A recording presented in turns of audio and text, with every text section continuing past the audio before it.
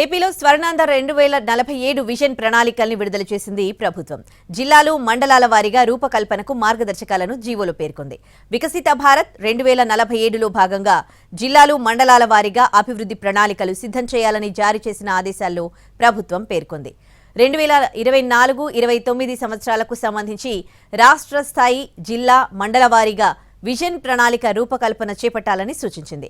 ప్రభుత్వం చేపట్టిన ఈ కార్యక్రమంపై ప్రజల నుంచి కూడా విజన్ ప్రణాళికలపై అభిప్రాయాలు సేకరించాలని సూచించింది. గ్రామవార్డు సచివాలయాలు, ఉద్యోగుల ద్వారా స్వర్ణాంధ్ర 2047 విజన్ కార్యాచరణ ప్రణాళికను ఇంటింటికి చేరవేయాలని వెల్లడించింది.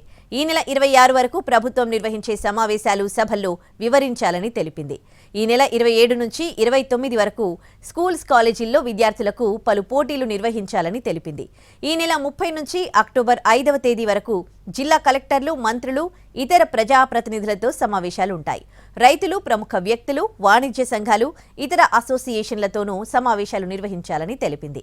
ఈ నెల 30 నాటికి మండల స్థాయిలో, అక్టోబర్ 15 తేదీ నాటికి జిల్లా స్థాయిలో విజన్ 2047 స్వర్ణాంధ్ర ప్రణాళికలు సిద్ధం కావాలని ఆదేశించింది.